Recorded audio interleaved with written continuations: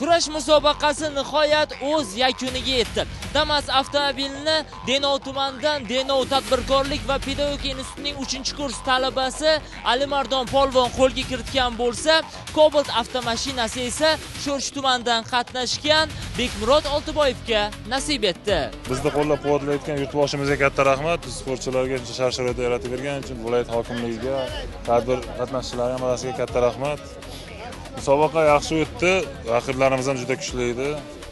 Hammalariga yana keyingi musobaqada omad tilab qolamiz. O'ylaganmidingiz shu Cobaltni qo'lga kiritaman deb? Endi hammasi Allohdan. Biz harakat niyat bo'lgan. Niyat bo'ldi. Biz harakat qildik, Xudo ham berdi.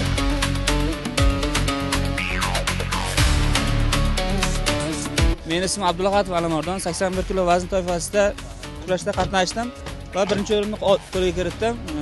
Raqiblarimiz kuchli edi. Xudo bizga nasib qilgan ekan, biz yurtdik musobaqani. Dunyoda mamlakat ko'p, ya'ni 240 dan oshiq mamlakat bor.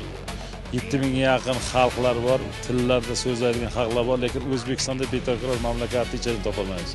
Bugun bilasizmi, dunyo O'zbekistonga, aynan Surxondaryoga, aynan Boysun tumaniga yetib kelganligi, ya'ni Boysun xalqaro festivaliga kelganligi bizni hammamiz quvontiradi.